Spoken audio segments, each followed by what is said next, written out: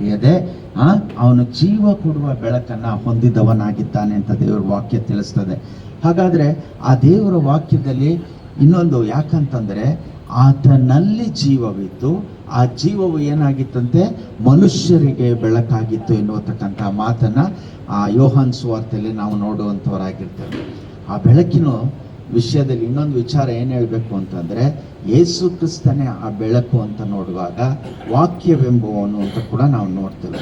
ಅದಕ್ಕೆ ದೇವರ ವಾಕ್ಯದಲ್ಲಿ ಕೀರ್ತನೆಗಾರನು ಹೀಗೆ ಬರೀತಾನೆ, ನಿನ್ನ ವಾಕ್ಯವೇ ನನ್ನ ಕಾಲಿಗೆ ದೀಪವು, ನನ್ನ ದಾರಿಗೆ ಬೆಳಕು ಅಲ್ವಾ.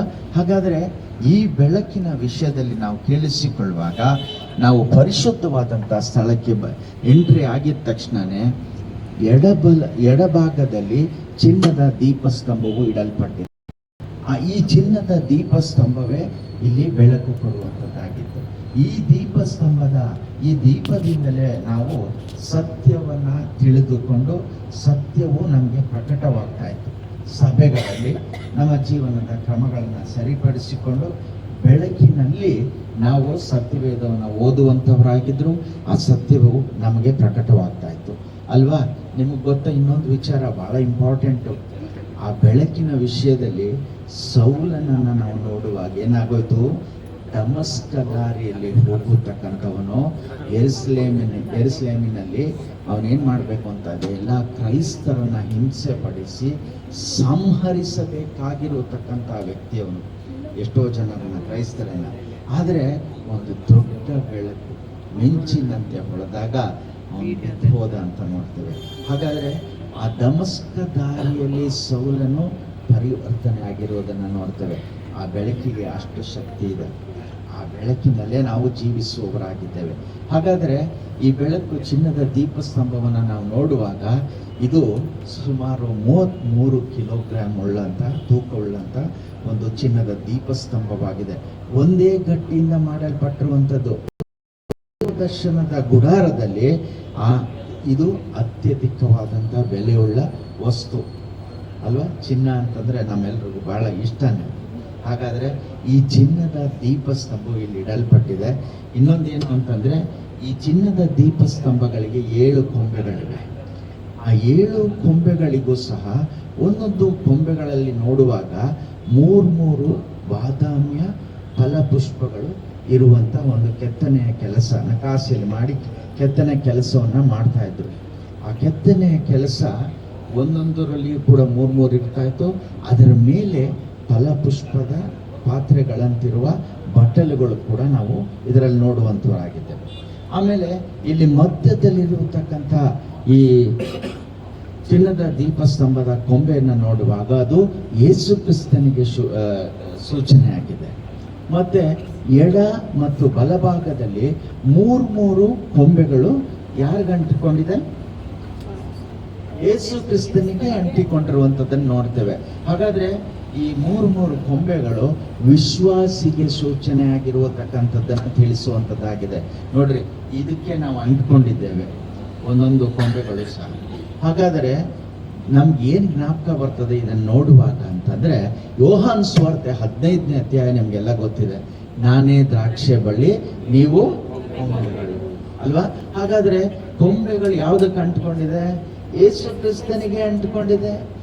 ಅದಕ್ಕೆ ದೇವರ ವಾಕ್ಯ ಅದರಲ್ಲೇ ಹೇಳ್ತದೆ, ನೀವು ನನ್ನಲ್ಲಿಯೂ ನನ್ನ ವಾಕ್ಯಗಳು ನನ್ನಲ್ಲಿಯೂ ನೆಲೆಗೊಂಡಿದ್ದಾರೆ. ಏನ್ ಬೇಕಾದ್ರೂ ಬೇಡ್ಕೊಳ್ಳಿ ಅಂತದೆ. ಫಲ ಕೊಡುವಂಥವ್ರಾಗ್ತೀರಾ, ಆ ಫಲವನ್ನು ನಿಲ್ಲುವಂಥದ್ದಾಗಬೇಕು ಹಾಗಾದ್ರೆ ನಮ್ಗೆ ಅಲ್ವಾ. ಹಾಗಾದ್ರೆ ನಾವು ಯೇಸು ಕ್ರಿಸ್ತನಿಗೆ ಅಂಟಿಕೊಂಡು ಜೀವಿಸುವವರಾಗಿರ್ಬೇಕೆನ್ನುವಂಥದ್ದನ್ನ ತೋರಿಸ್ತದೆ.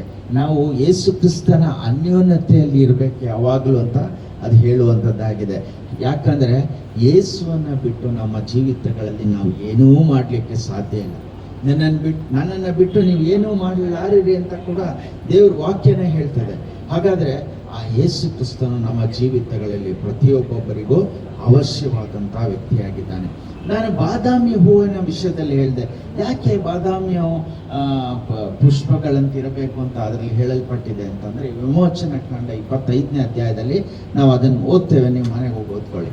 ಹಾಗಾದ್ರೆ ಆ ಚಿನ್ನದ ದೀಪಸ್ತಂಭದಲ್ಲಿ ಯಾಕೆ ಬಾದಾಮಿಯ ವಿಷಯ ಹೇಳಲ್ಪಟ್ಟಿದೆ ಅಂತಂದ್ರೆ, ಆ ಬಾದಾಮಿಯು ವಸಂತ ಕಾಲದಲ್ಲಿ ಪ್ರಪ್ರಥಮವಾಗಿ ಹೂ ಬಿಡುತ್ತಕ್ಕಂಥ ಮರ ಅಂದರೆ ಅದು ಬಾದಾಮಿಯ ಮರ.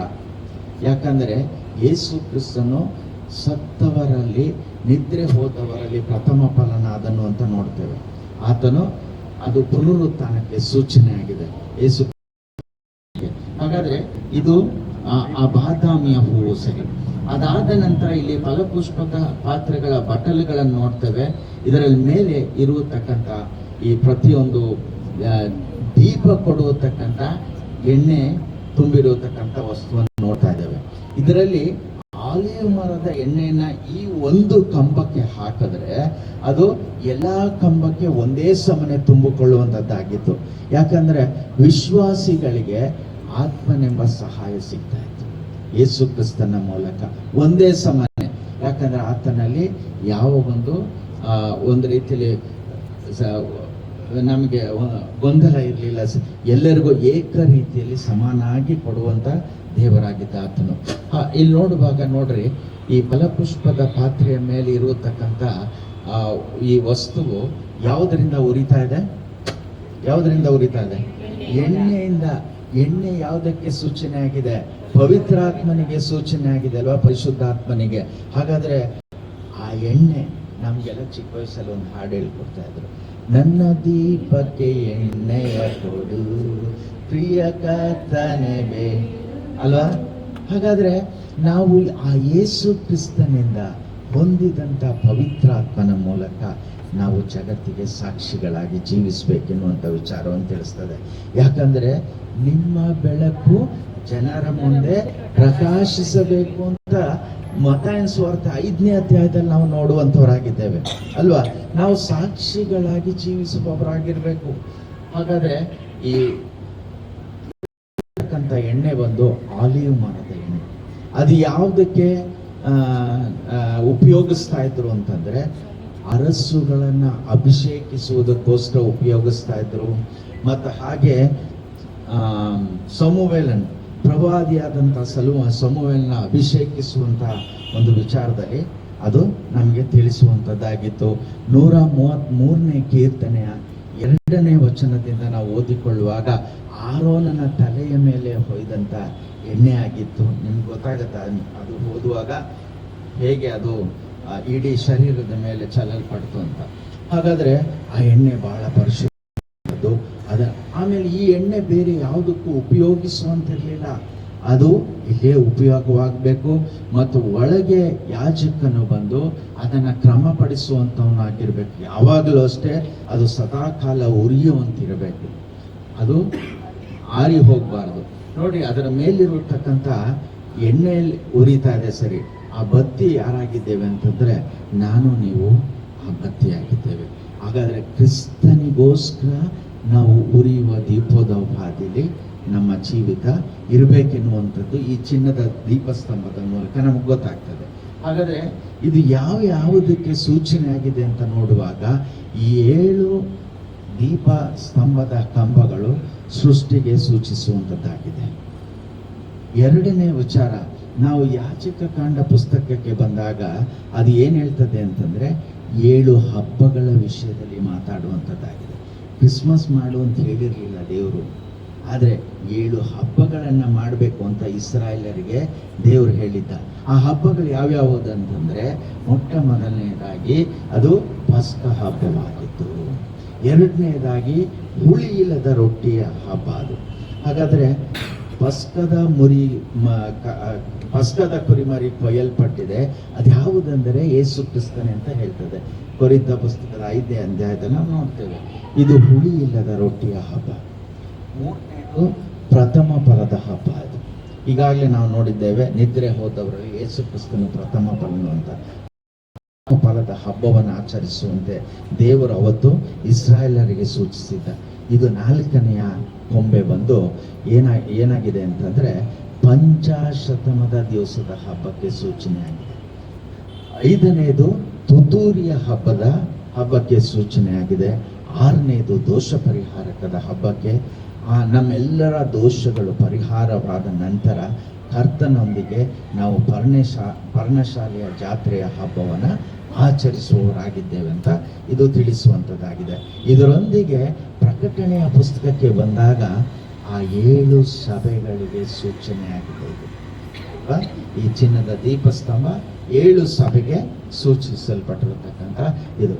ನಾವು ಕ್ರಿಸ್ತ ಯೇಸುವಿನಲ್ಲಿ ದೇವರಲ್ಲಿ ಆತ್ಮವನ್ನು ನೋಡುವಾಗ ಮೊದಲನೇದು ಸತ್ಯದ ಆತ್ಮ, ಎರಡನೇದು ಪವಿತ್ರವಾದಂಥ ಆತ್ಮ, ಮೂರನೇದು ನೋಡುವಾಗ ನಂಬಿಕೆಯ ಆತ್ಮ ಬಹಳ ಇಂಪಾರ್ಟೆಂಟ್, ನಾಲ್ಕನೇದು ಜ್ಞಾನದ ಆತ್ಮ ಅಂತ ನೋಡ್ತೀವಿ, ಐದನೆಯದ ವಿಷಯದಲ್ಲಿ ನೋಡುವಾಗ ಅದು ಬಲದ ಆತ್ಮವಾಗಿದೆ, ಆರನೇದು ನೋಡುವಾಗ ಕೃಪಾವರಗಳಿಂದ ಕೂಡಿರುವ ಆತ್ಮವನ್ನು ನೋಡುವಂಥವರಾಗಿದ್ದೇವೆ, ಏಳನೇದು ಬಂದು ತೇಜೋಮಯವಾದಂಥ ಆತ್ಮವನ್ನು ಸೂಚಿಸುವುದಕ್ಕಂಥ ಈ ಚಿನ್ನದ ದೀಪಸ್ತಂಭದ ವಿಷಯದಲ್ಲಿ ಇಷ್ಟು ಪಾಠಗಳನ್ನು ನಾವು ಕಲ್ತಿದ್ದೇವೆ. ಹಾಗೆಯೇ ನೀವು ಆ ಕಡೆ ತಿರ್ಕೊಂಡಾಗ ಈ ಚಿನ್ನದ ದೀಪಸ್ತಂಭದ ಎದುರಿಗೇನೆ ನೈವೇದ್ಯದ ರೊಟ್ಟಿಯ ಮೇಜಿ ಇರುವಂಥದ್ದಾಗಿದೆ. ಆ ನೈವೇದ್ಯದ ರೊಟ್ಟಿಯ ಮೇಜಿನ ವಿಷಯದಲ್ಲಿ ಇನ್ನಷ್ಟು ಪಾಠಗಳನ್ನು ಕಲಿತುಕೊಳ್ಳುವಂತೆ ಈ ಚಿನ್ನದ ದೀಪಸ್ತಂಭ ಅದರ ವಿಷಯದಲ್ಲಿ ಬೆಳಕು ಕೊಡುವಂಥದ್ದಾಗಿದೆ. ಆ ಬೆಳಕಿನ ವಿಷಯದಲ್ಲಿ ಇನ್ನಷ್ಟು ನೈವೇದ್ಯದ ರೊಟ್ಟಿಯ ಮೇಜಿನ ವಿಷಯದಲ್ಲಿ ಇನ್ನಷ್ಟು ನೀವು ಪಾಠಗಳನ್ನು ಕಲಿತುಕೊಳ್ಳುವಂತೆ. ಹಾಗೆ ಆ ಕಡೆ ತಿರ್ಕೊಳ್ಳಿ. ನೆಕ್ಸ್ಟ್ ಇಲ್ಲಿಗೆ ಹೋಗೋಣ. ಹಾಗಾದರೆ ಆ ಕಡೆ ಇದನ್ನ ನೋಡುವಾಗ ಕೆಳಗೆ ಕೂತ್ಕೊಳ್ಳಿಕ್ ಆಗುವಂಥವ್ರು ದಯವಿಟ್ಟು ಕೆಳಗೆ ಕೂತ್ಕೊಂಡ್ಬಿಡ್ರಿ, ಸೊ ದಟ್ ಜಾಗ ಆಗತ್ತೆ. ಆಮೇಲೆ ಎಲ್ಲ ಚೇರ್ ಹಿಂದೆ ತಗೊಂಡ್ಬಿಡಿ, ಮುಂದೆ ಕೂತ್ಕೊಳ್ತಾರೆ ಕೆಳಗಡೆ. Thank you for sitting down. ಇದು ಸ್ವಲ್ಪ ಹೆಲ್ಪ್ ಆಗುತ್ತೆ. Thank you. ಕೆಳಗಡೆ ಕೂತ್ಕೊಂಡ್ಬಿಡಿ, ಸೆಟ್ಲ್ ಆಗಿ. ಇಲ್ಲ ಚೇರ್ ಬೇಡ, ಇಷ್ಟೇ ಸಾಕು. ತೀರಾ ಕೆಳಗೆ ಕೂತ್ಕೊಳ್ಳೋಕೆ ಆಗದೆ ಇರೋರು ಚೇರಲ್ಲಿ ಕೂತ್ಕೊಳ್ರಿ ದಯವಿಟ್ಟು. Please cooperate. Thank you everyone. ಈ ದೇವದರ್ಶನ ಗುಡಾರದಲ್ಲಿ ರೊಟ್ಟಿಗಳನ್ನು ಇಡತಕ್ಕ ಮೇಜು, ಈ ವಿಚಾರಕ್ಕೆ ನಾವು ಕರ್ತನ ವಾಕ್ಯಾಧಾರದಿಂದ ಕೆಲವಾರು ಸತ್ಯಾಂಶಗಳನ್ನು ಕಲಿಯೋಣ. ಇದರ ಕುರಿತು ಉಲ್ಲೇಖ ವಿಮೋಚನ ಕಾಂಡದಲ್ಲೂ ಇದೆ ಮತ್ತು ಯಾಜಕರ ಕಾಂಡ ಗ್ರಂಥ 24ನೇ ಅಧ್ಯಾಯದ 5ರಿಂದ 9ನೆಯ ವಚನದವರೆಗೂ ಈ ಕುರಿತು ಮಾತಾಡದೆ. ಕನಿಷ್ಠ ಒಂದು 4 ಆತ್ಮೀಕ ಪಾಠಗಳನ್ನು ಇಲ್ಲಿ ಕಲೀಲಿಕ್ಕೆ ಸಾಕು. ಯೆಹೋವನ ನೇಮ ಏನಾಗಿತ್ತು ಅಂದರೆ, ದೇವದರ್ಶನ ಗುಡಾರದ ಪರಿಶುದ್ಧವಾದ ಸ್ಥಳದಲ್ಲಿ ದೀಪಸ್ತಂಭದ ಎದುರಾಗಿ ಪ್ರತಿ ಕುಲವು ನನ್ನ ಎದುರಿನಲ್ಲೇ ಇರಬೇಕು ಅಂತಾನೆ. ಹೇಗೆ? ಪ್ರತಿ ಕುಲಕ್ಕೆ ಒಂದೊಂದು ರೊಟ್ಟಿ, 12 ಕುಲ, ಅದರಿಂದ ರೂಬೇನನಿಂದ ಹಿಡಿದು ಬೆನ್ಯಾಮೀನನವರೆಗೂ 12 ಕುಲ. ಪ್ರತಿ ಕುಲ ಇಲ್ಲಿ ನನ್ನ ಎದುರಿನಲ್ಲೇ ವಾಸ ಮಾಡಬೇಕು ಅಂತಾನೆ. ಮೊದಲನೇ ಆತ್ಮಿಕ ಪಾಠ ನಾವು ಕಲಿಯೋದು, ದೇವಜನರು ನಿರಂತರವಾಗಿ ದೇವರ ಸಾನ್ನಿಧ್ಯದಲ್ಲಿ ವಾಸ ಮಾಡಬೇಕು ಅನ್ನೋದು ದೇವರ ಆಶೆ.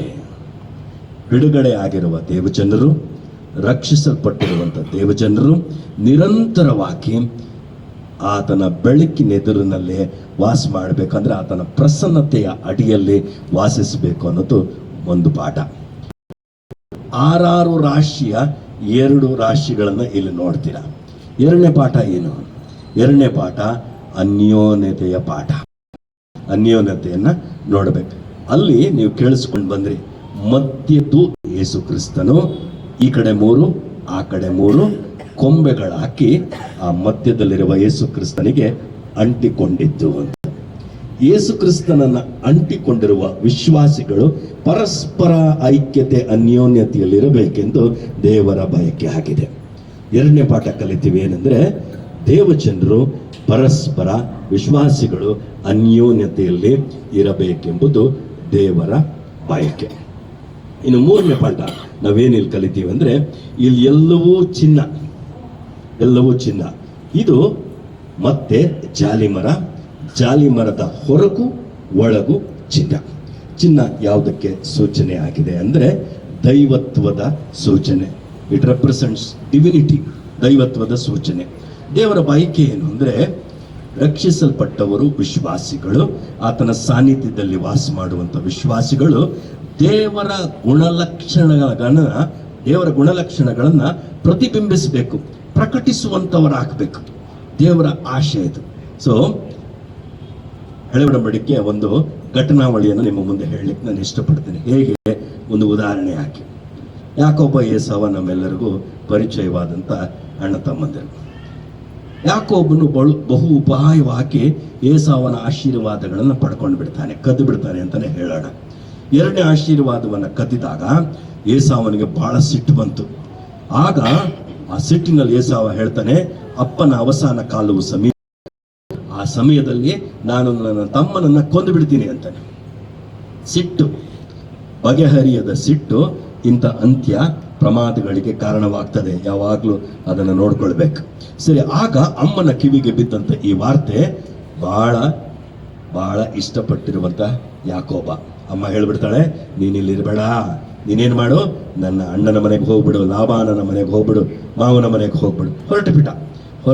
ಹೊರಟಾಗ ನಿಮಗೆ ಗೊತ್ತಾಗುತ್ತೆ, ಬೇತೇಲಲ್ಲಿ ದರ್ಶನ ಕೊಡ್ತಾನೆ, ನಾನು ನಿನ್ನ ಜೊತೆ ಇರ್ತೀನಿ, ನಿನ್ನನ್ನು ಅಭಿವೃದ್ಧಿ ಮಾಡ್ತೀನಿ, ಎಲ್ಲ ಆಶ್ವಾಸನೆಗಳು ಪಡ್ಕೊಂಡು ಹೋಗ್ತಾನೆ. 20 ವರ್ಷ ಅಲ್ಲೇ ಇರ್ತಾನೆ.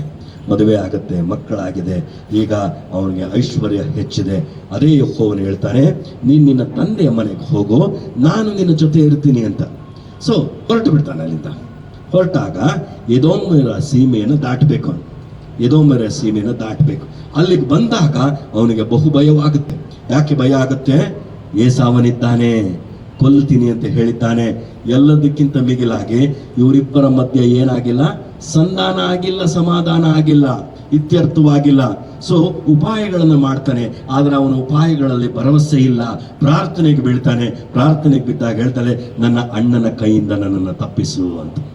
ಯಬ್ಬೋಕ್ ಹೊಳೆಯ ಘಟನೆ ಆಗ್ತದೆ. ಆ ನಂತರ ಪ್ರಯಾಣವನ್ನು ಮುಂದುವರಿಸ್ತಾನೆ. ಯಾವ ಯೋಚನೆ ಏಸಾವನಿಂದ ಬದಲಾಗಲಿಲ್ಲ. 400 ಮಂದಿಯೊಂದಿಗೆ ಏಸಾವನು ಬರ್ತಾ ಇದ್ದಾನೆ. ಆದರೆ ಏಸಾವನು ಬರ್ತಾನೆ ಬಂದು ಯಾಕೋಬನನ್ನ ಕಂಡಾಗ ಅವನನ್ನ ಅಪ್ಪಿಕೊಳ್ತಾನೆ, ಅವನ ಕೊರಳನ್ನ ಅಪ್ಪಿಕೊಳ್ತಾನೆ, ಮುತ್ತಿಡ್ತಾನೆ, ಕಣ್ಣೀರನ್ನ ಸುರಿಸ್ತಾನೆ. ಸಂಧಾನ ಆಗತ್ತೆ. ಬಹಳ ವಿಶೇಷವಾದಂಥ ಪಾಠ. ಏನ್ ಗೊತ್ತಾ, ಎಲ್ಲ ಮನೆ ಮಂದಿಯ ಮುಂದೆ ಸಂಧಾನ ಆಗತ್ತೆ, ಗೌಪ್ಯವಾಗಿ ಆಗಲ್ಲ. It is not a private affair. Reconciliation of Esau and Jacob was not a private affair. ಎಲ್ಲರ ಮುಂದೆ ಸಂಧಾನ ಆಗುತ್ತೆ. ನಿಜವಾಗ್ಲೂ ನಾವು ಕಲಿಯಬೇಕಾಗಿರುವಂತ ಆತ್ಮಿಕ ಅಮೂಲ್ಯ ಪಾಠ ಅದು. ಸಂಧಾನ ಆದ್ಮೇಲೆ ಯಾಕೋಬನು ಏಸಾವನನ್ನು ನೋಡಿ ಒಂದು ಮಾತು ಹೇಳ್ತಾನೆ, ನಿನ್ನನ್ನು ನೋಡಿದ್ದು ಯಾರನ್ನ ನೋಡಿದಂಗಾಯ್ತು? ಜೋರಾಗಿ ಹೇಳ್ರಪ್ಪ. ಗೊತ್ತಿರೋ ಉತ್ತರನೇ. ಯಾಕಂದ್ರೆ ಧೈರ್ಯ ಬರ್ತಾ ಇಲ್ಲ. ನಮ್ಮ ನೋಡಿದ್ರೆ ಯಾರನ್ನ ನೋಡ್ದಂಗೆ ಆಯ್ತಾಕೆ.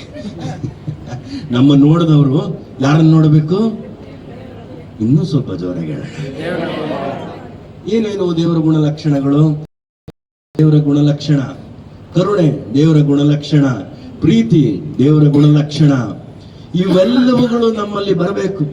ಸೊ ನಮ್ಮನ್ನ ಕತ್ತಲೆಯಿಂದ ಬಿಡಿಸಿ ಬೆಳಕಿಗೆ ಸೇರಿಸಿದ ಕಾರಣ ಆತನ ಗುಣಾತಿಶಯವನ್ನ ಪ್ರಚುರಪಡಿಸುವವರಾಗಬೇಕು ನಾವು. ಸೊ ಈ ಲೇಪನ ಅದೇ ಹೇಳೋದು, ಮನುಷ್ಯ ನೀನು ಜಾಲಿಮರ, ರಕ್ಷಣೆ ಹೊಂದುವುದಕ್ಕಿಂತ ಮುಂಚೆ ನೀನು ಕಠಿಣ, ನೀನು ಗಂಟು, ನೀನು ಮುಳ್ಳು. ಆದ್ರೆ ನೀನು ರಕ್ಷಣೆ ಹೊಂದಿದ ಮೇಲೆ ದೇವರ ಕೈಯಲ್ಲಿ ಪಾತ್ರೆ ಆದ ಒಂದು ಸಾಧನವಾದೆ. ಈಗ ದೇವರು ಹೇಳ್ತಾ ಇದ್ದಾನೆ, ನಾನು ನಿನ್ನೇನು ಮಾಡ್ತೀನಿ, ಒಳಗೂ ಹೊರಗೂ ಚಿನ್ನದ ತಗಡನ್ನ ಹೊದಿಸ್ತೀನಿ. ನೀನು ಒಳಗೆ ದೈವತ್ವ ಆ ಲಕ್ಷಣ ಇದ್ರೆ ಹೊರಗೆ ತನಗೆ ತಾನೇ ಪ್ರಕಟವಾಗತ್ತೆ. ಇದು 3ನೇ ಪಾಠ. ಎಷ್ಟು ಪಾಠ ಕಲ್ತ್ವಿ? ಏನೇನು ಕಲ್ತ್ರಿ? ಮೊದಲನೇದು, ದೇವರ ಸಾನ್ನಿಧ್ಯದಲ್ಲೇ ಇರಬೇಕು, ದೇವರ ಪ್ರಸನ್ನತೆಯಲ್ಲಿ ದೇವರ ಜನರು ಇರಬೇಕು. ಮತ್ತೆ 2ನೇದು, ಅನ್ಯೋನ್ಯತೆಯನ್ನು ಕಲ್ತ್ಕೊಂಡ್ವಿ. 3ನೇದು, ಬಹಳ ಪರವಾಗಿಲ್ಲಪ್ಪ, ನೀವು ಯಥಾರ್ಥವಾಗಿ ನಿದ್ದೆ ಮಾಡಿದ್ದೀರ ಅಂತ ಗೊತ್ತಾಯ್ತು. ನೆನಪು ಬರ್ತಾ ಇಲ್ಲ, ಈಗ ಹೇಳಿದ್ದು. ದೇವರ ಗುಣಾತಿಶಯವನ್ನ ಪ್ರಚುರಪಡಿಸ್ಬೇಕು ಅಲ್ವೇ? ನಮ್ಮ ಸ್ನೇಹಿತರು ಒಬ್ಬರಿದ್ರು, ಅವ್ರು ಹೇಳೋರು, ಕೆಲವರು ಯಥಾರ್ಥವಾಗಿ ಕಣ್ಣು ಮುಚ್ಚೇ ನಿದ್ರೆ ಮಾಡ್ತಾರೆ, ಕೆಲವರು ಬಹಳ ಜಾಂಡ್ರು ಕಣ್ಣು ತಕ್ಕೊಂಡೇ ನಿದ್ರೆ ಮಾಡ್ತಾರೆ. ಗೊತ್ತಿಲ್ಲ ನಾವು ಯಾವುದ್ರಲ್ಲಿದೆ ಅಂತ. ಎಚ್ಚರ ತಗೊಳ್ಳೋಣ. ಇನ್ನೊಂದು ಪಾಠ ಕಲ್ತು ಬಿಡೋಣ.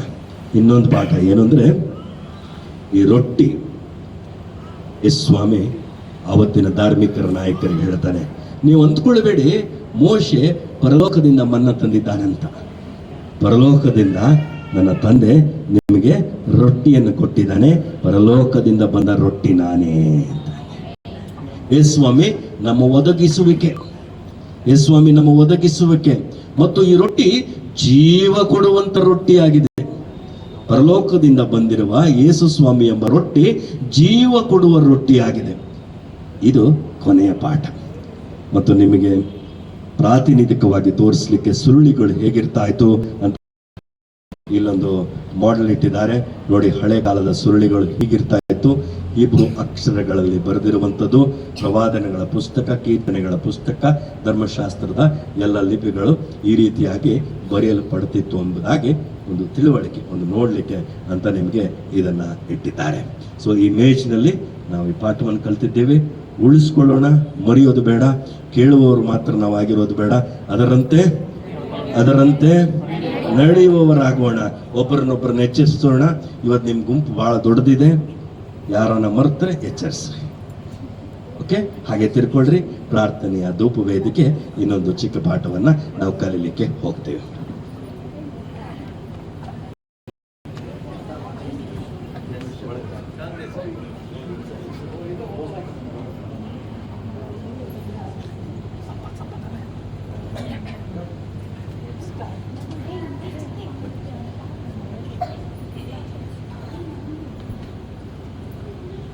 ಒಳಗಡೆ ಅಪೋಸ್ತಲರ ಬೋಧನೆಯನ್ನ ಕೇಳುತ್ತಾ, ಸಹೋದರರ ಅನ್ಯೋನ್ಯತೆಯಲ್ಲಿ ರೊಟ್ಟಿ ಮುರಿಯುತ್ತಾ,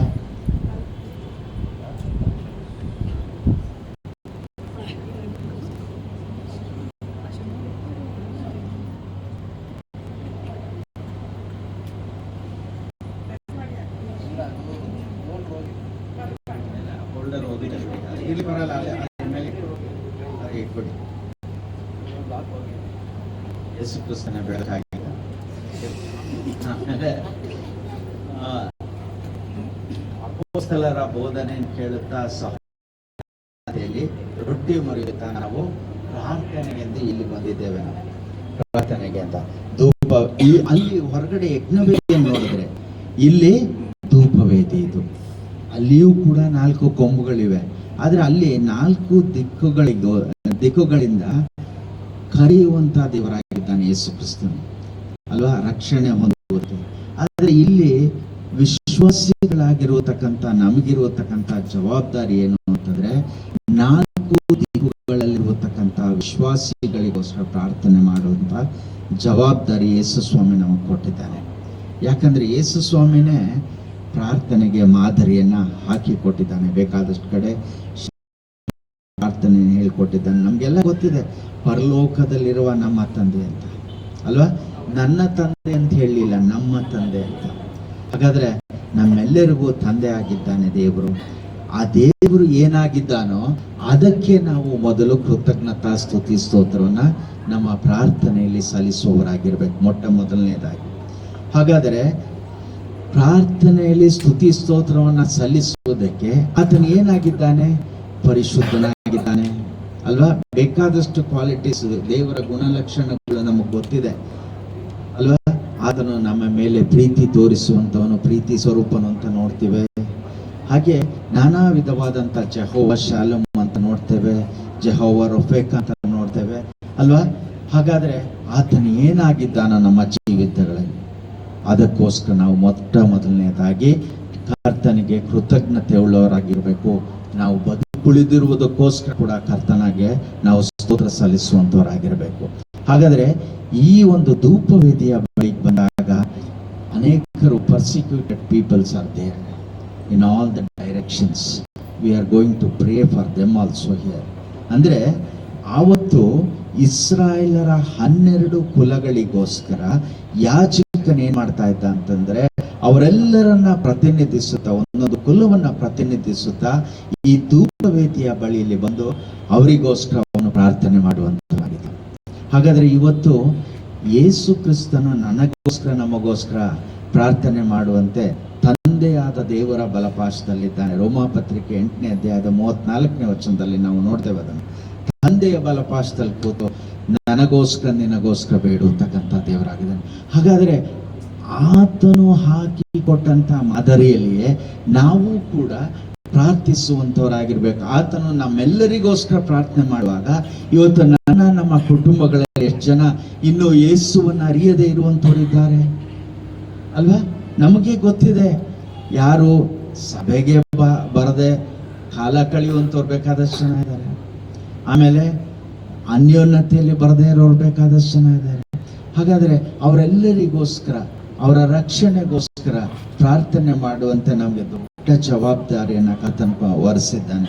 ಅದನ್ನು ಹೊತ್ಕೊಂಡವರಾಗಿ ಕರ್ತನ ಸನ್ನಿಧಾನದಲ್ಲಿ ಆವತ್ತು ಯಾಜಕನಿಗೆ ಹೇಗೆ ಬಂದು ಪ್ರಾರ್ಥನೆ ಮಾಡ್ತಾ ಇದ್ನೋ, ಇವತ್ತು ನಾನು ನೀವು ಸಹ ಕರ್ತನ ನಮ್ಮನ್ನು ಕರೆದಿದ್ದಾನೆ. ಆಗ್ಲೇ ಕೇಳಿಸ್ಕೊಂಡ್ವಿ, ನಮ್ಮನ್ನ ಕತ್ತಲೆಯೊಳಗಿಂದ ಕರೆದಂತ ದೇವರು ಆಶ್ಚರ್ಯಕರವಾದ ಬೆಳಕಿನಲ್ಲಿ ಸೇರಿಸಿದ ಆತನ ನಮ್ಮನ್ನ ಏನಂತ ಕರೆದಿದ್ದಾನೆ? ರಾಜವಂಶಸ್ಥರಾದಂತ ಯಾಜಕರು ಅಂತ ಕರೆದಿದ್ದಾನೆ. ಯಾಜಕರಾದ ಮೇಲೆ ನಾವು ಇತರರಿಗೋಸ್ಕರ ಪ್ರಾರ್ಥನೆ ಮಾಡುವಂತ ಜವಾಬ್ದಾರಿಯನ್ನ ಕರ್ತನ ನಮಗೆ ಕೊಟ್ಟಿದ್ದಾನೆ. ಹಾಗಾದ್ರೆ ಈ ಧೂಪ ವೇದಿಯ ಮೇಲಿರುವತಕ್ಕಂಥ ಎರಡು ವಸ್ತುಗಳ ವಿಷಯದಲ್ಲಿ ನಿಮ್ಮ ಮುಂದಿಗೆ ಮಾತಾಡ್ತೇನೆ. ನಾನು ದಯಮಾಡಿ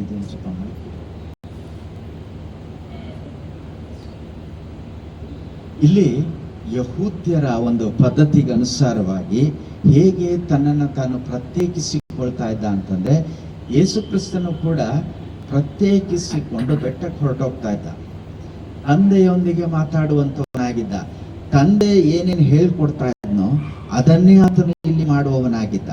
ಹಾಗೆ ಯಹೂದ್ಯನಾದಂಥವನು ಏನ್ ಮಾಡ್ತಾ ಇದ್ದ ಅಂತಂದ್ರೆ, ಈ ಒಂದು ಹೊದ್ದಿಕೆಯನ್ನ ಹೊದ್ದಿಕೊಂಡು ಅವನು ಪ್ರಾರ್ಥನೆ ಮಾಡುವಂತವನಾಗಿದ್ದ. ತನ್ನನ್ನು ತಾನು ಆಶಾಪಾಶಗಳಿಂದ ದೂರ ಹೋಗಿ ಪ್ರತ್ಯೇಕಿಸಿಕೊಂಡು ದೇವರ ಮುಂದೆ ತನ್ನನ್ನು ತಾನು ಕಾಣಿಸಿಕೊಳ್ಳುವಂತೆ ಇದನ್ನು ಹೊದ್ದಿಕೊಳ್ಳುವಂತವನಾಗಿದ್ದ. ಅದು ಯಹೂದ್ಯರ ಒಂದು ಪದ್ಧತಿಯಾಗಿತ್ತು. ನೋಡ್ರಿ, ಹೀಗೆ ಇದರ ಮೇಲೆ ಒಂದು ಬರವಣಿಗೆ ಬರೆಯಲ್ಪಟ್ಟಿದೆ. ಅದೇನು ಅಂತಂದ್ರೆ ಇಬ್ರಿಯ ಭಾಷೆಯಲ್ಲಿದೆ. ಅದನ್ನ ನಾನು ಕನ್ನಡದಲ್ಲಿ ಹೇಳ್ಬಿಡ್ತೀನಿ. ಕರ್ತನಾದ ದೇವರೇ, ಭೂಪರ ಲೋಕದ ಒಡೆಯನೇ ನಿನಗೆ ಸ್ತೋತ್ರ ಅಂತ. ಹಾಗೆ ನಾನು ಏನ್ ಹೇಳಿದೆ? ಮೊದಲನೇದಾಗಿ ದೇವರೇನಾಗಿದ್ದಾನೋ ಅದಕ್ಕೆ ನಾವು ಸ್ತೋತ್ರ ಸಲ್ಲಿಸುವಂತವರಾಗಿರ್ಬೇಕು ಅಂತ. ಅದಾದ ನಂತರ ನೆಕ್ಸ್ಟ್ ಇನ್ನೊಂದು ಸಾಲಿನಲ್ಲಿ ಏನಿದೆ ಅಂತಂದ್ರೆ, ನೀನು ನಿನ್ನ ವಾಕ್ಯದಿಂದ ನನ್ನನ್ನು ಶುದ್ಧಿಸಿ, ಇದಕ್ಕೆ ತಿಜ್ಜಿತ್ ಅಂತ ಕರೀತಾರೆ, ಇದನ್ನ ಹೊತ್ತಿಕೊಳ್ಳುವಂತೆ ಆಜ್ಞಾಪಿಸಿಕೆ ಅಂತ. ಹಾಗಾದ್ರೆ ಇದನ್ನ ಹೊದ್ದಿಕೊಳ್ಳುವಂತೆ ಕರ್ತನು ನಮ್ಗೆ ಇರುವಂತವನಾಗಿದ್ದಾನೆ. ಆಜ್ಞಾಪಿಸುವಾಗ ನಾವು ಕರ್ತನಲ್ಲಿ ಪರಿಶುದ್ಧರಾಗಿ ಕಾಣಿಸ್ಕೊಳ್ಬೇಕೆನ್ನುವಂತ ಉದ್ದೇಶದಿಂದ ಆತನ ವಾಕ್ಯದಿಂದ ನಮ್ಮನ್ನ ಶುದ್ಧಿಪಡಿಸುವಂತವನಾಗಿದ್ದಾನೆ. ಹೌದಲ್ವಾ? ವಾಕ್ಯ ಎಂಬ ಜಲಸ್ನಾನವನ್ನು ಮಾಡಿಸಿ ನಮ್ಮನ್ನ ಶುದ್ಧಿಪಡಿಸುವಂತವನಾಗಿದ್ದಾನೆ. ಹಾಗಾದ್ರೆ ನಾವು ಪ್ರಾರ್ಥನೆಗೆ ಬರುವಾಗ ಶುದ್ಧತೆಯಲ್ಲಿ ಆತನ ಸನ್ನಿಧಾನದಲ್ಲಿ ಕಾಣಿಸ್ಕೊಳ್ಬೇಕು. ಶುದ್ಧ ಕಣ್ಣಿಕೆ ಪಾದದಲ್ಲಿ ಆತನ ಮುಂದೆ ನಾವು ಕಾಣಿಸ್ಕೊಳ್ಬೇಕು. ನಮ್ಮಲ್ಲಿ ಪಾಪವಿದ್ದು ಕರ್ತನ ಸನ್ನಿಧಾನದಲ್ಲಿ ನಾವು ಪ್ರಾರ್ಥಿಸುವುದಕ್ಕೆ ಸಾಧ್ಯ ಇಲ್ಲ. ಅದನ್ನ ನಾವು ಪರಿಹರಿಸಿಕೊಂಡು ಶುದ್ಧತೆಯಲ್ಲಿ ಆತನ ಸನ್ನಿಧಾನದಲ್ಲಿ ಪ್ರಾರ್ಥನೆ ಮಾಡುವಂತವರಾಗಿರ್ಬೇಕು. ಇನ್ನೊಂದು ವಿಚಾರ ಏನು ಅಂತಂದ್ರೆ, ಈ ಹಾಕಿಕೊಂಡು ಪ್ರಾರ್ಥನೆ ಮಾಡುವಂತ ಕುಟುಂಬದ ಯಜಮಾನನು ಯಹೂದ್ಯರ ಪದ್ಧತಿಯಲ್ಲಿ ಹೇಗ್ ಮಾಡ್ತಾ ಇದ್ದ ಅಂತಂದ್ರೆ, ಮಕ್ಕಳನ್ನು ಕೂಡ ಈ ಒಂದು ಹೊದ್ದಿಕೆಯಲ್ಲಿ ಹೊದಿಸ್ಕೊಂಡು ಅವನು ಪ್ರಾರ್ಥನೆ ಮಾಡುವಂತನಾಗಿದ್ದ.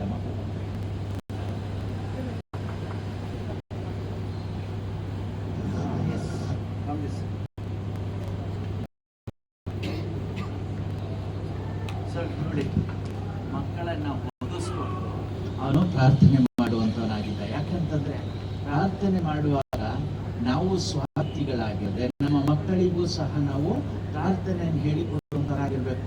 ಕರ್ತನು ತನ್ನ ಶಿಷ್ಯರಿಗೆ ಹೇಳಿಕೊಟ್ಟ ಹಾಗೆ ನಾವು ಈ ಪ್ರಿಯ ಮಕ್ಕಳಿಗೆ, ಅಂದ್ರೆ ನಮ್ಮ ಕುಟುಂಬದಲ್ಲಿರುವಂತಹ ಮಕ್ಕಳನ್ನ ನಾವು ಅಸಡ್ಡೆ ಮಾಡಬಾರದು ಯಾವುದೇ ಕಾರಣಕ್ಕೂ. ಯಾಕಂತಂದ್ರೆ ನಾವು ಅನೇಕ ಸರಿ ಏನ್ ಮಾಡ್ತೀವಿ, ಆಟ ಆಡುವಂತಹ ಸ್ವಭಾವವಿರುವ ಕಾರಣ ಇವರನ್ನ ಆಟ ಆಡಕ್ಕೆ ಬಿಟ್ಟು ನಾವು ಮಾತ್ರ ಪ್ರಾರ್ಥನೆ ಕೂತ್ಕೊಳ್ತೀವಿ. ಹಾಗೆ ಮಾಡದೆ ನಾವು ಕರ್ತನ ಸನ್ನಿಧಾನದಲ್ಲಿ ಅವರನ್ನು ಕೂಡ ಸೇರಿಸಿಕೊಂಡು ಕರ್ತನಲ್ಲಿ ನಾವು ಅವರಿಗೆ ಪ್ರಾರ್ಥನೆಯನ್ನ ಕಲಿಸಿಕೊಡುವಂತವರಾಗಿರ್ಬೇಕು. ಯೇಸು ಕ್ರಿಸ್ತನೇ ಶಿಷ್ಯರಿಗೆ ಕಲಿಸ್ಕೊಟ್ಟ ಮೇಲೆ ನಿನ್ನ ಜವಾಬ್ದಾರಿ ಏನು? ನಮ್ಮ ಮಕ್ಕಳಿಗೆ ನಾವು ಕಲಿಸಿಕೊಡುವಂತವರಾಗಿರ್ಬೇಕು. ಹಾಗಾದ್ರೆ ಕುಟುಂಬದ ಯಜಮಾನನಿಗಿರುವತಕ್ಕಂಥ ಜವಾಬ್ದಾರಿ. ಯಾಕಂದ್ರೆ ಒಂದು ಸೇಯಿಂಗ್ ಇದೆ, ಏನಂತ ಹೇಳ್ತದೆ, the family which stays together will always stays together ಅಂತ. ಹಾಗಾದ್ರೆ ನಾವು ಪ್ರಾರ್ಥನೆಗೆ ನಾವು ಏನ್ ಮಾಡಬೇಕು? ಕುಟುಂಬದಲ್ಲಿ ಒಟ್ಟಾಗಿ ಎಲ್ಲರೂ ಪ್ರಾರ್ಥನೆ ಮಾಡುವಂಥವರಾಗಿರ್ಬೇಕು. ಅವನ ಆಮೇಲೆ ಬರ್ತಾನೆ ಅಂತ ಬಿಟ್ಬಿಡ್ಬಾರ್ದು. ಒಂದು ಸಮಯವನ್ನು ನಿಗದಿಪಡಿಸ್ಕೊಳ್ರಿ. ಕರ್ತನಿಗೋಸ್ಕರ ನಿಮ್ಮನ್ನು ಪ್ರತ್ಯೇಕಿಸಿಕೊಂಡು ಪ್ರಾರ್ಥನೆಗೆ ಎಂದು ಸೇರಿ ಕರ್ತನ ಸನ್ನಿಧಾನದಲ್ಲಿ ಕೂತು ಪರಿಶುದ್ಧತೆಯಲ್ಲಿ ಆತನ ಸನ್ನಿಧಾನದಲ್ಲಿ ನಾವು ಕಾಣಿಸಿಕೊಳ್ಳುವಂತೆ ದೇವರು ನಮಗೆ ಸಹಾಯ ಮಾಡುವಂತವನಾಗಿದ್ದಾನೆ. ಅದಾದ ನಂತರ ಇನ್ನೊಂದು ವಿಚಾರ ಏನು ಹೇಳ್ತೀನಿ ಅಂತಂದ್ರೆ, ಇದರ ಮೇಲಿರತಕ್ಕಂಥ ಮತ್ತೊಂದು ಉಪಕರಣವನ್ನು ನೋಡುವಾಗ ಇಲ್ಲಿ ಧೂಪ ಹಾಕುವುದಕ್ಕೆ ಒಂದು ವಸ್ತು ಇದೆ. ಈ ಧೂಪ ಹಾಕುವುದಕ್ಕೆ ಇರತಕ್ಕಂಥ ವಸ್ತುವನ್ನು ನೋಡುವಾಗ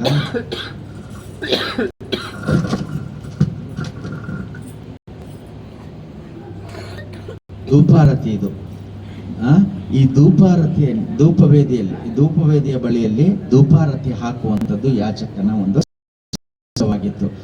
ಈ ಧೂಪ ಹಾಕುವುದಕ್ಕೆ ಏನೆಲ್ಲ ಬೇಕಾಗಿತ್ತು ಅಂತಂದ್ರೆ, ಹಾಲು ಮಡ್ಡಿ ಬೇಕಾಗಿತ್ತು, ಗುಗ್ಗಲ ಬೇಕಾಗಿತ್ತು, ಚಕ್ಕೆ ಬೇಕಾಗಿತ್ತು, ಸುಗಂಧ ದ್ರವ್ಯಗಳು ಬೀರುವತಕ್ಕಂಥ ಎಲ್ಲಾ ವಸ್ತುಗಳನ್ನ ಇದರಲ್ಲಿ ಹಾಕಿ, ಎರಡು ಬಹಳ ಪ್ರಾಮುಖ್ಯವಾದಂತ ವಸ್ತುವನ್ನ ಇದರಲ್ಲಿ ಹಾಕಬೇಕಾಗಿತ್ತು. ಅದು ಯಾವ್ದು ಗೊತ್ತಾ ನಿಮ್ಗೆ? ಏನು?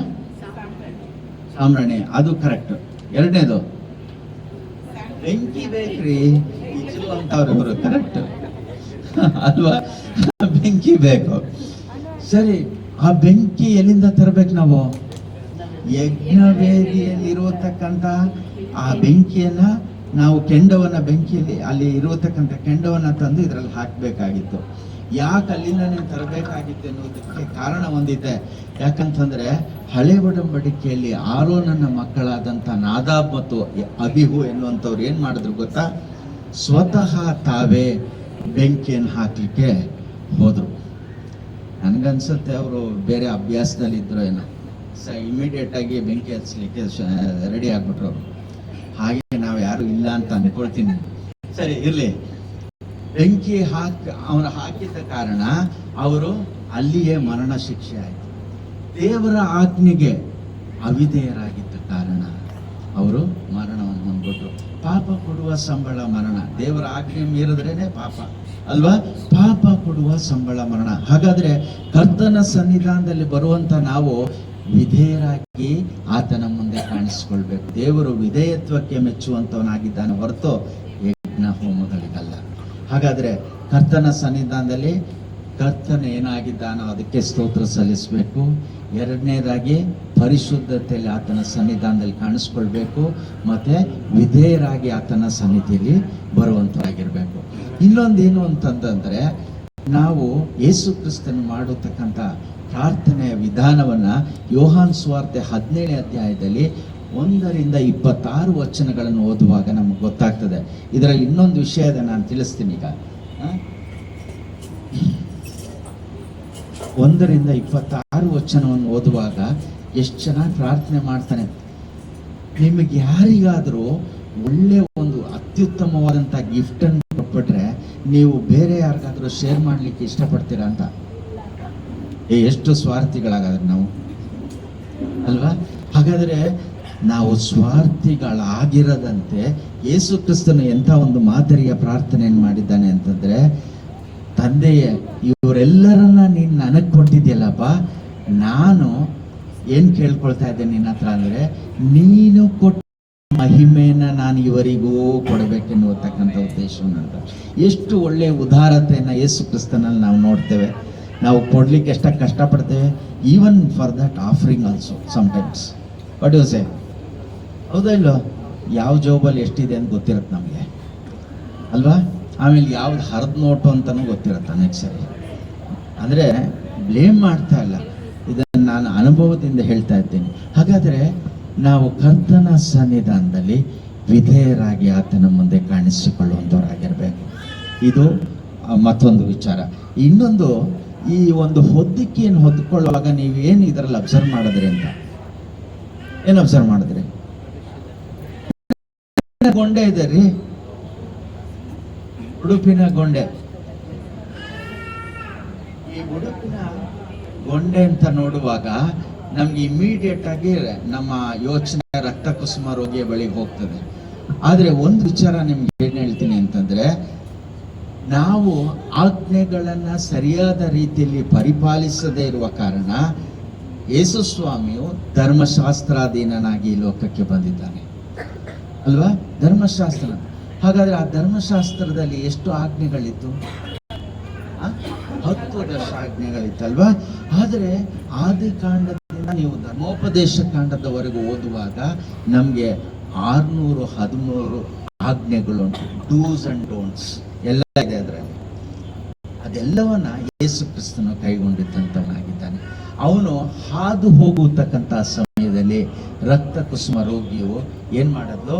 ಅವನ ಉಡುಪಿನ ಗೊಂಡೆಯನ್ನು ಮುಟ್ಟಿದಾಗ ಅವಳಿಗೂ ಸಂಪೂರ್ಣವಾಗಿ ಗುಣಮುಖಳಾದ. ನೋಡಿ, ಪ್ರಾರ್ಥನೆಯಲ್ಲಿ ಎಷ್ಟೆಲ್ಲ ಒಂದು ಆಶೀರ್ವಾದಗಳು ನಮಗೆ ಸಿಗ್ತದೆ ಅಂತ ಅಲ್ವಾ?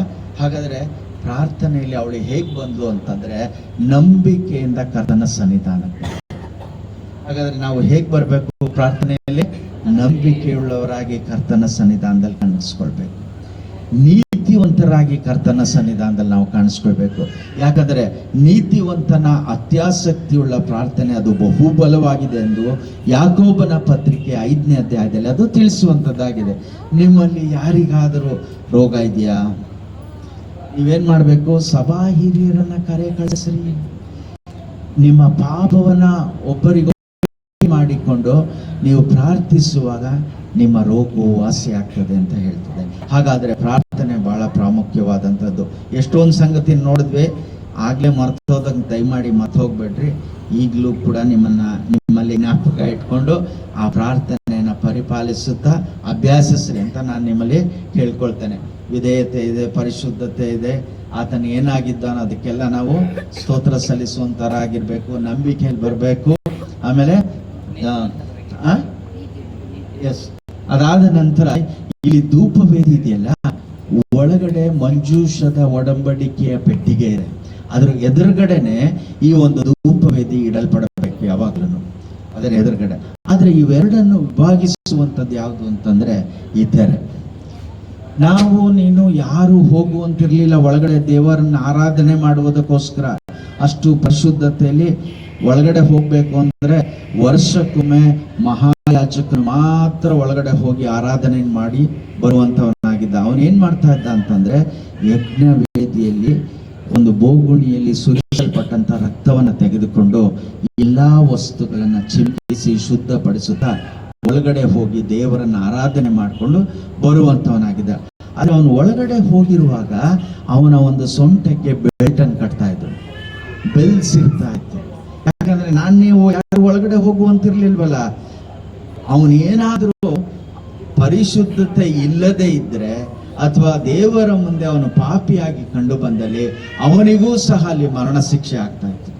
ಹಾಗಾದ್ರೆ ಆ ಮರಣದಿಂದ ಪಾರಾಗುವಂತೆ ನಾವು ಪರಿಶುದ್ಧತೆಯಲ್ಲಿ ಆತನ ಸನ್ನಿಧಾನದಲ್ಲಿ ಕಾಣಿಸಿಕೊಳ್ಳುವ ಹಾಗೆ ಯೇಸು ಕ್ರಿಸ್ತನು ಮಧ್ಯಸ್ಥಿಕನಾಗಿದ್ದಾನೆ. ಏನ್ ಮಾಡ್ದ?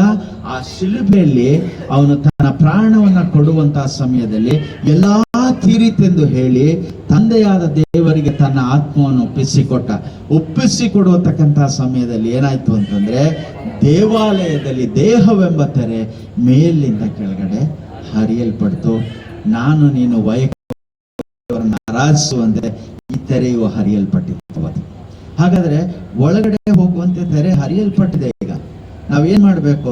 ಕರ್ತನ ಸನ್ನಿಧಾನದಲ್ಲಿ ನೀನು ನಾನು ಕೂಡ ವೈಯಕ್ತಿಕವಾಗಿ ಸ್ತೋತ್ರ ಸಲ್ಲಿಸಬೇಕು, ಪರಿಶುದ್ಧತೆಯಲ್ಲಿ ಆತನನ್ನು ಕಾಣಬೇಕು, ವಿಧೇಯತೆಯಲ್ಲಿ ಜೀವಿಸಬೇಕು, ಎಲ್ಲವನ್ನ ತಿಳಿಸುವಂತದ್ದಾಗಿದೆ. ಹಾಗಾದ್ರೆ ಈಗ ತೆರೆ ಹರಿಯಲ್ಪಟ್ಟಿದೆ. ನೀವೆಲ್ಲರೂ ಕೂಡ ಆ ಒಡಂಬಡಿಕೆಯ ಮಂಜೂಷದ ಪೆಟ್ಟಿಗೆಯ ವಿಷಯದಲ್ಲಿ ಪಾಠವನ್ನು ಕಲಿತುಕೊಳ್ಳುವಂತೆ ದಯಮಾಡಿ ಒಳಗಡೆ ಹೋಗಿ ತೆರೆ ಹರಿಯಲ್ಪಟ್ಟಿದೆ. Hallelujah, praise the lord.